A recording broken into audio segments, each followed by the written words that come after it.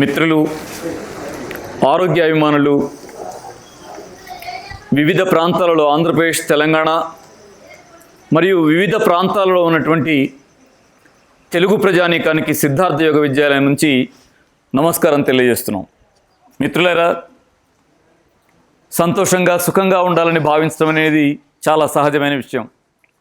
కానీ మన జీవితాలలో చిన్నదో పెద్దదో అనారోగ్యం అనేది మన సంతోషాన్ని దూరం చేయడం మనకు తెలుసు, అనుభవంలోని విషయం. ఏది జ్వరం వస్తే, తలనొప్పి వస్తే, కడుపులో నొప్పి వస్తే వేరు. ఇవాళ ఆరోగ్యం అనారోగ్యం విషయంలో పెనుభూతల్లాగా జీవితాంతం వదలని అనేక జబ్బులు మనల్ని పీడిస్తూ ఉండటం మనకు తెలుసు. షుగరు, బీపీ, థైరాయిడ్, ఇలా అనేక సమస్యలు జీవితాంతం వదలనివిగా ఉంటే కొన్ని భయంకరమైనటువంటి వ్యాధులు మనల్ని పీడిస్తున్నాయి. ఇది మనకు తెలుసు. ఎందుకు క్యాన్సర్ లాంటి వాటి పేరెత్తితే అదొక లిస్ట్ ఉంది కదా. అంటే కుటుంబంలో ఒక వ్యక్తికి ప్రాబ్లం వస్తే ఆ వ్యక్తి ఆరోగ్యం పాడైపోవచ్చు. కానీ ఇలాంటి జబ్బులు ఒక వ్యక్తికి వస్తే ఆ కుటుంబమే ఇబ్బంది పడి మానసికంగా, శారీరకంగా, ఆర్థికంగా చితికిపోయే పరిస్థితి రావడాన్ని మనం చూస్తూ ఉన్నాం. ఏమిటి ఈ కండిషన్? మనం పుట్టిందేమో ఈ యుగంలో, 20వ శతాబ్దంలో, 21వ శతాబ్దంలో, ఆధునిక యుగంలో, ఆధునిక వైద్య విజ్ఞానం బాగా అభివృద్ధి చెందిన సమాజంలోనేమో పుట్టాం. తలను తీసి తలను పెట్టగలిగి, లివర్ని తీసి లివర్ని కొత్తది ట్రాన్స్ప్లాంట్ చేయగలిగి, కిడ్నీని తీసి కిడ్నీని మార్చగలిగేటువంటి అత్యద్భుతంగా అభివృద్ధి అయిన ఆధునిక సమాజంలో సవాల్లాగా, పెను సవాల్లాగా షుగర్లు, బీపీలు, థైరాయిడ్లు పెను సవాలు ఇసురుతూ ఉంటే ఈ సవాల్ని స్వీకరించాల్సింది ఎవరు? ఈ సవాల్ని ఎదుర్కొని ఆరోగ్యాన్ని కాపాడుకోవడంలో ఈ ప్రజలకి ఏది పరిష్కారం, ఎక్కడుంది పరిష్కారం అనేటువంటిది చాలా ముఖ్యమైన విషయంగా ఉంది. మిత్రులారా, నిజానికి అసలు సమస్య ఎక్కడుందంటే ఈ జబ్బులేవి కూడా మనం భయపడుతున్నంత పెద్దవి కావు. ఈ జబ్బులేవి కూడా వాళ్ళు మనల్ని భయపెడుతున్నంత పెద్దవి కావు. మనం భయపడుతున్న భయము ఉట్టిదే, వాళ్ళు భయపెడుతున్న భయము ఉట్టిదే. ఇవన్నీ కూడా జాగ్రత్త తీసుకోవడం ద్వారా మనల్ని మనం ప్రక్షాళన చేసుకుని, మనల్ని మనం జబ్బుల నుంచి దూరంగా ఉంచుకొని హాయిగా, ఆరోగ్యంగా, సంతోషంగా జీవించగలిగేటువంటి వాతావరణాన్ని మన కుటుంబాల్లో ఏర్పాటు చేసుకోవడానికి కావలసిన వనరులన్నీ, పరిస్థితులన్నీ కూడా ఈ సమాజంలో ఉన్నాయి.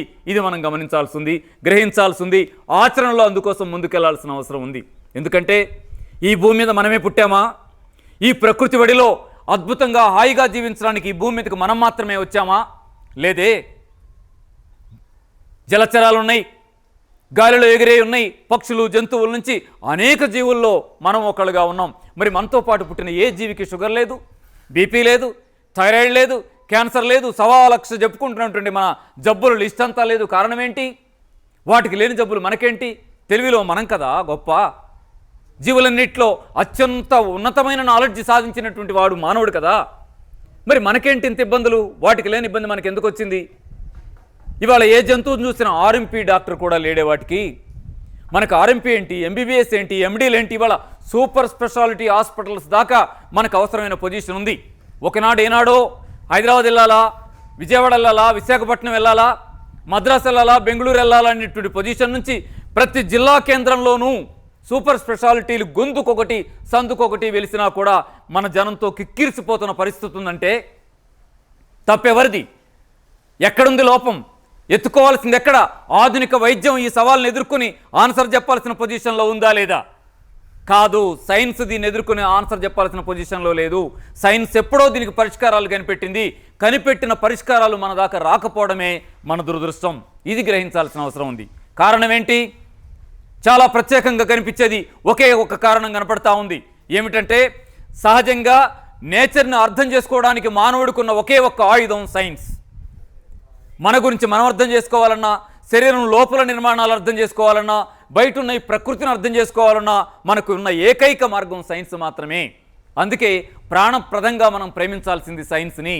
ఆ సైన్స్ అభివృద్ధి, ఆ సైన్స్ డెవలప్మెంట్ అనేటువంటిది హెల్త్ సైన్స్లో ఉన్నత స్థాయిలో అభివృద్ధి అయి ఉన్నది. ఆ సైన్స్ మనల్ని కాపాడుతుంది, ఖచ్చితంగా కాపాడి తీరుతుంది. కానీ సైన్స్ అంటే సైన్స్ ఒకే ఒక్క సైన్స్గా మిగిలిలేదు. అది అర్థం చేసుకోవాల్సిన అవసరం ఉంది. ఏమైంది? ఇవాళ యూనివర్సల్గా సైన్స్ అనే పదాన్ని వాడినట్టయితే నిజమైన అర్థాన్ని ఇవ్వగలదా? ఇవ్వలేదు. ఎందుకు?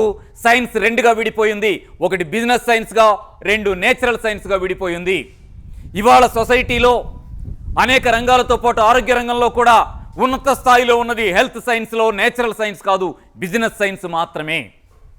ఈ ప్రమాదకరమైన కండిషన్ ఎప్పుడైతే ఈ సమాజంలో ఏర్పడిందో అప్పుడు జబ్బులు మనల్ని భయపెట్టగలుగుతున్నాయి, భయపెట్టేవిగా ఉన్నాయి. ఆ భయం దేనికి దారితీస్తూ ఉంది?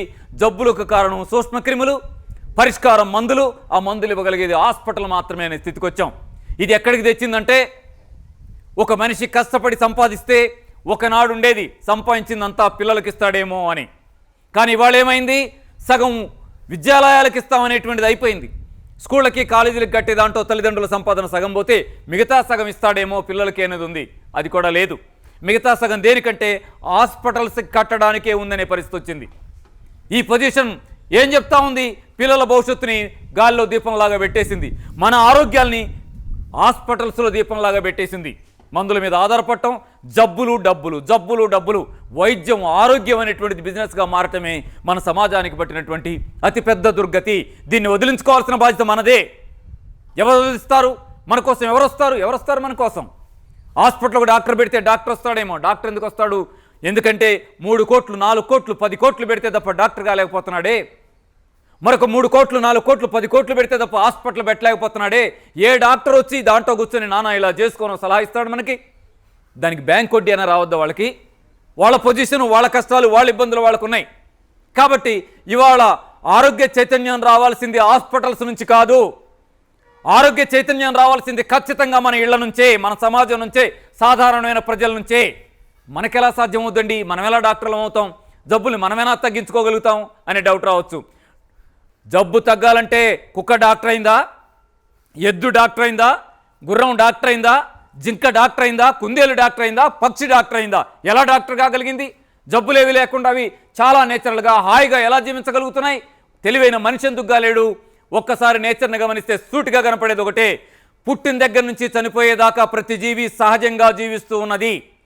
ఈ సృష్టిలో అది ఎలా వచ్చిందో, దానికి కేటాయించిన ఆహారం ఏమిటో అదే తీసుకుంటున్నది. అందుకే ఏ జబ్బులు లేకుండా జీవిస్తున్నది. ఈ పాయింట్ గ్రహిస్తే వాటికంటే తెలివైన మనం, వాటికంటే లాజిక్ ఉన్న మనం, వాటికంటే విజ్ఞతతో వ్యవహరించగలిగిన మనం ఇంత ఆరోగ్యంగా, ఎంతెంత ఆరోగ్యంగా ఆరోగ్యకరమైన సమాజాన్ని నిర్మించుకోవచ్చు. కాబట్టి డెసిషన్ మనకు రావాలి, ఆచరణలోకి మనం వెళ్ళాలి. ఆరోగ్య సమాజ నిర్మాణం ఖచ్చితంగా ఆంధ్రప్రదేశ్, తెలంగాణ రాష్ట్రాల్లో వెళ్ళి విరిస్తీరుతుంది. దీనికోసం ఓ చిన్న సహజమైనటువంటి డైట్ను ఒకదాన్ని సిద్ధార్థ యోగ విద్యాలయం నుంచి మేము ముందుకు తీసుకొస్తా ఉన్నాం. 15 రోజుల పాటు మీరు పాటించి చూడండి. ప్రకృతి సహజ విధానాన్ని పాటిస్తే ఎంత అద్భుతమైనటువంటి ఫలితాలు ఆరోగ్య రంగంలో మీకు వస్తాయో. మీకు షుగరా, బీపీయా, థైరాయిడా, నడువు నొప్పా, మోకాళ్ళ నొప్పా, ఇంకా ఇతరేతర జబ్బులతో ఏదైనా బాధపడుతున్నారా? కిడ్నీలో రాళ్ళ, మొలల, ఫిషర్సా, ఫిస్టులానా, ఏ జబ్బైనా కానివ్వండి, మేము ఒక 15 రోజుల డైట్ ప్లాన్ని మీ దృష్టికి తీసుకొస్తాం. 15 రోజులు చేయండి. 15 రోజులు, ఎన్ని రోజులు, ఎంతకాలంలో తిరిగి వస్తాయండి? చూస్తూ 15 రోజులు గడిచిపోతాయి. కానీ 15 రోజుల తర్వాత ఇవాళ ఉన్నట్టు మీరుండరు. ఖచ్చితంగా హెల్త్ ప్రమోట్ అయి ఉంటుంది, ఆరోగ్యం బాగై ఉంటుంది, యాక్టివ్గా మారుంటారు. మీరేమంటారంటే, అరే 15 రోజుల్లోనే శరీరంలో ఇంత తేడా వచ్చిందే, కనీసం 3 నెలల పాటో 4 నెలల పాటో ఈ పద్ధతిని మనం పాటించినట్టయితే జబ్బుల్ని గెలవడం నా చేతిలో ఉన్న పనిని గ్రహిస్తారు. అందుకే సిద్ధార్థ యోగ విద్యాలయం ఒక స్లోగన్ ఇస్తూ ఉంది, ప్రకృతే వైద్యుడు, నిజమైన వైద్యుడు ప్రకృతి మాత్రమే, ఆహారమే నిజమైన ఔషధం. అందుకే ఇల్లు హాస్పిటలు, వంటగది మందుల షాపు, తినే ఫుడ్ మందు, వీటన్నిటిని తయారు చేసి పెట్టే అమ్మే డాక్టర్. అమ్మని నమ్మండి. అమ్మని నమ్మిన పాపు కానీ బాబు కానీ నష్టపోరు. అలాగే అమ్మని నమ్మండి. అందరినీ కన్న తల్లి ప్రకృతి. ఆ ప్రకృతి ఆహార పద్ధతుల్ని పాటించడం ద్వారా జబ్బుల నుంచి బయటికి రావచ్చు. దానికోసం స్పష్టంగా మీకు ఒక 15 రోజుల డైట్ ప్లాన్ని మీ ముందు ఉంచుతాను. దానిలో 10 పాయింట్స్ మాత్రమే ఉంటాయి. ఆ 10 పాయింట్స్ని పాటించే ప్రయత్నం చేయండి చెప్తాను. 1, ఉదయం లేగానే ఫ్రెష్ అయ్యి 2 గ్లాసులు గోరువెచ్చటి నీళ్ళు తాగండి. 1 గంట గ్యాప్ తీసుకోండి. మీ పర్సనల్ పనులు ఏమైనా ఉంటే కంప్లీట్ చేసుకోండి. మళ్ళీ 2 గ్లాసులు గోరువెచ్చటి నీళ్ళు తాగండి. ఈ నీళ్ళు ఎందుకు తాగాలి? పొద్దున్నే తాగడం వల్ల ఏమవుతుందంటే శరీరానికి మురికొచ్చిందని శుభ్రంగా స్నానం చేస్తున్నావా లేదా ఉదయం సాయంత్రం? అలాగే లోపల సెల్స్లో పేరుకుపోయేటువంటి రసాయనిక మలినాన్ని కడగటానికి కూడా ఈ నీళ్లు అద్భుతంగా పనికొస్తాయి.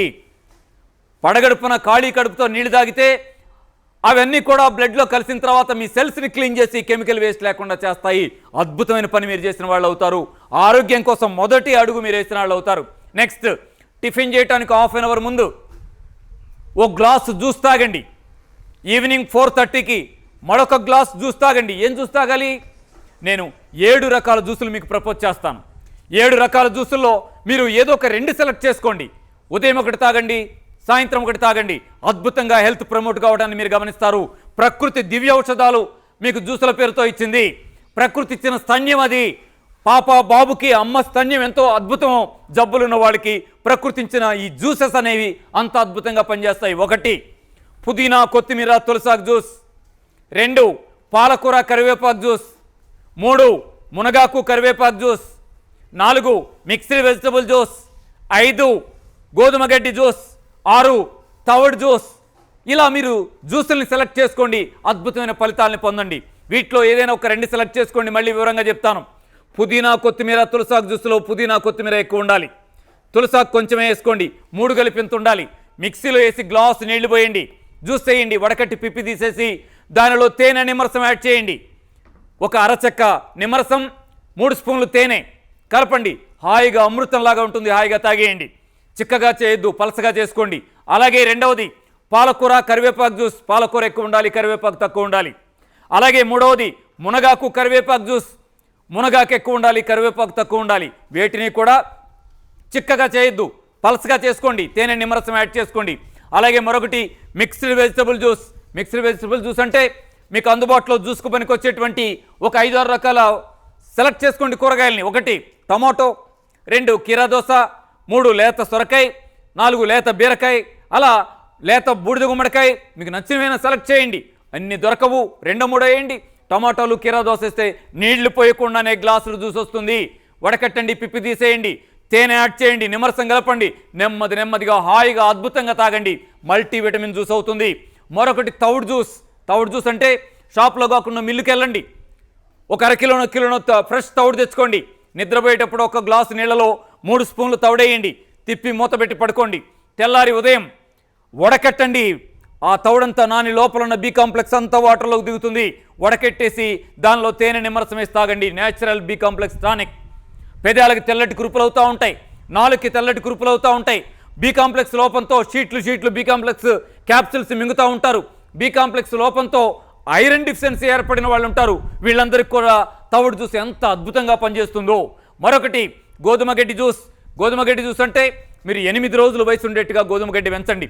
ఇది దీర్ఘకాలిక జబ్బుల్లో ఎంత అద్భుతంగా పనిచేస్తుందో. లివర్ ప్రాబ్లమ్స్ కానీ, క్యాన్సర్ లాంటి ప్రాబ్లమ్స్కి కానీ, అలాగే గర్భసంచి సీరియస్గా ఉన్న ప్రాబ్లమ్స్కి కానీ మేము సలహా ఇస్తుంది ఇదే. మంచి ఫలితాలు వస్తూ ఉన్నాయి. 8 రోజుల వయసు ఉండే గోధుమ గడ్డిని మీరు ఉదయం సాయంత్రం జ్యూస్ చేసి దానిలో తేనె నిమ్మరసం వేసి తాగండి. మంచి ఫలితాలు వస్తాయి. ఈ జ్యూసులు తాగుతూ ముందుకెళ్లాలని దీంట్లో 2 జ్యూసులను సెలెక్ట్ చేసుకొని టిఫిన్ హాఫ్ అన్ అవర్ ముందు ఒక జ్యూసు, ఈవినింగ్ 4:30కి ఒక జ్యూసు మెయింటైన్ చేయాలని కోరుతా ఉన్నాం. అలాగే టిఫిన్గా ఏం చేస్తారు? టిఫిన్గా ఏం చేద్దాం అనే ప్రశ్నే వద్దు. హాయిగా అమ్మ ఏ టిఫిన్ చేస్తే తినండి. అమ్మ చేసిన టిఫిన్ మంచిదే, అమ్మని నమ్మండి.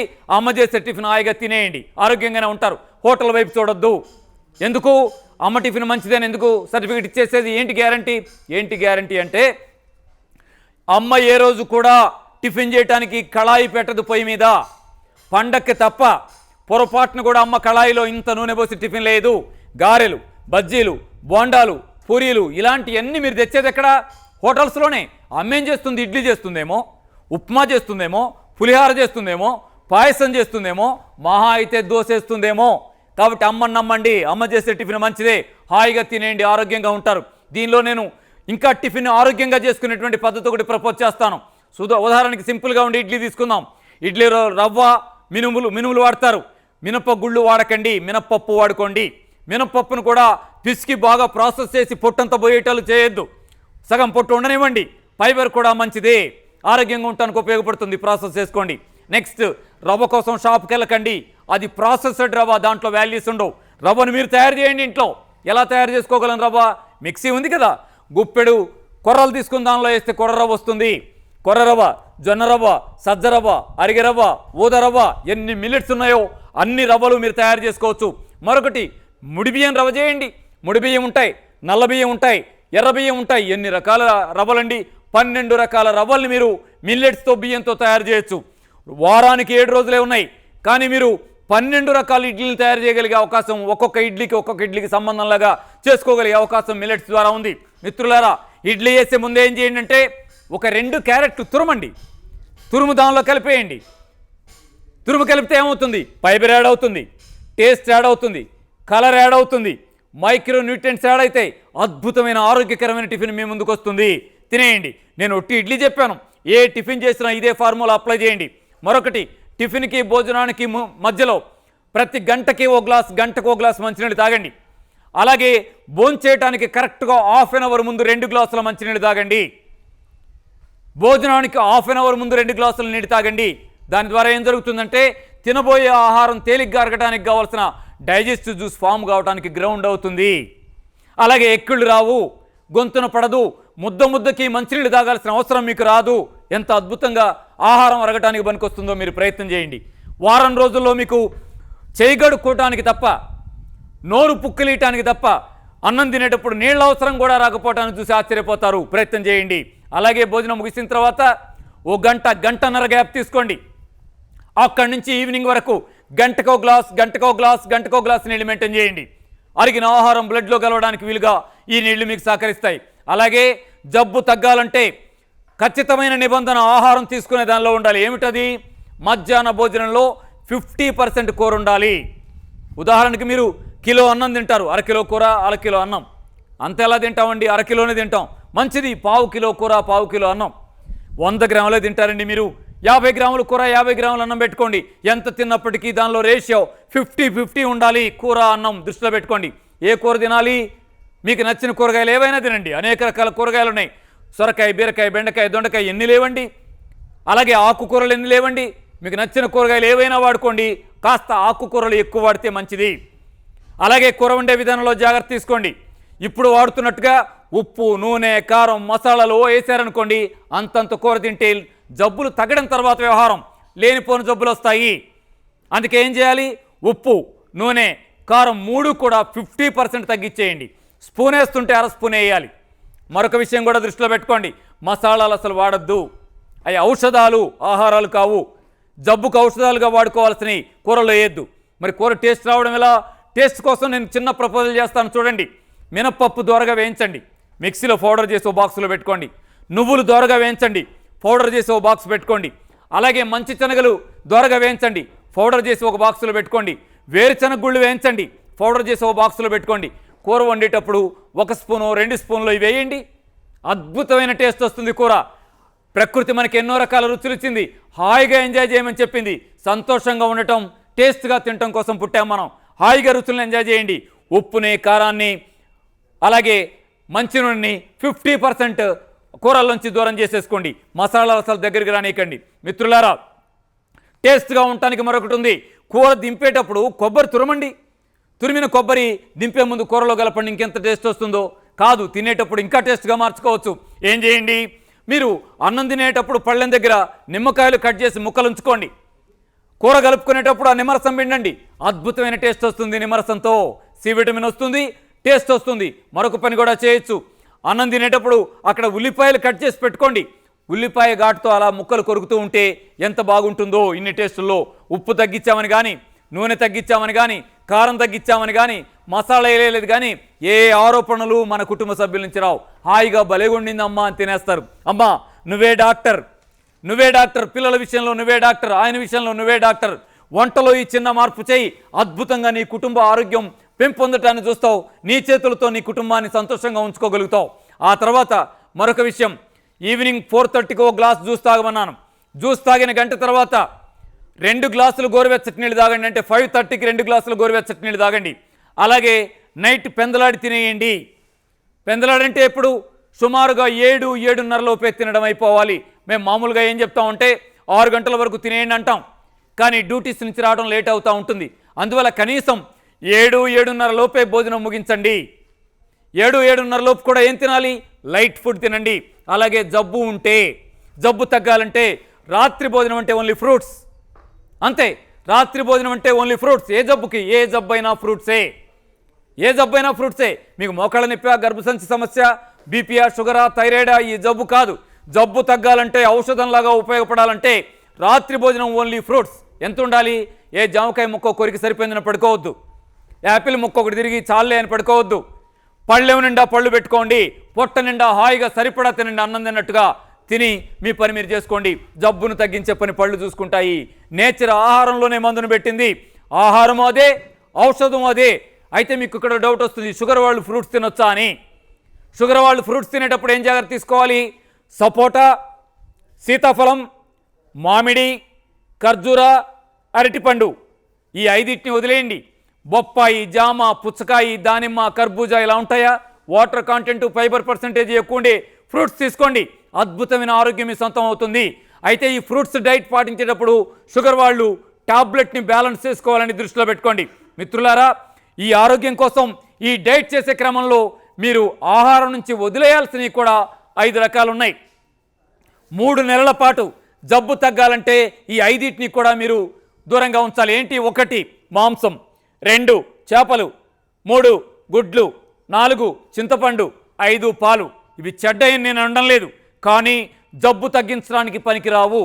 జబ్బు తగ్గాలని కోరుకునేటువంటి ప్రతి ఒక్కళ్ళు కూడా దీర్ఘకాలిక జబ్బు తగ్గాలంటే 3-4 నెలల టైం పడుతుంది. ఆ టైం పూర్తయ్యే వరకు ఈ 5టిని తినకండి. తర్వాత మీ ఇష్టం, ఎవరి ఆహారపు అలవాట్లు, ఎవరి సాంప్రదాయాలు వాళ్ళే. కానీ జబ్బు తగ్గాలంటే ఖచ్చితమైన నిబంధనగా 3-4 నెలల పాటు వీటి జోలికి రాకండి. మిత్రులారా, మరొక జాగ్రత్త కూడా అవసరం. జబ్బు రావద్దన్నా, ఉన్న జబ్బు తగ్గాలన్నా ఇంటి గుమ్మం కూడా తొక్కనీయకూడని ఆహారాలు కొన్ని ఉన్నాయి. వాటిని అసలు ఇంటికి రానియకండి. ఏమిటది? ఫారం కోడిగుడ్డు, ఫారం కోడి మాంసం, బాయిలర్ కోడి అంటాం కదా, అలాగే ప్రాసెస్డ్ జీను మాడిఫైడ్ చేప, పాకెట్ పాలు, అయోడైజ్డ్ సాల్ట్, ఇవన్నీ కూడా జబ్బుకి కారణాలుగా ఉన్నాయి.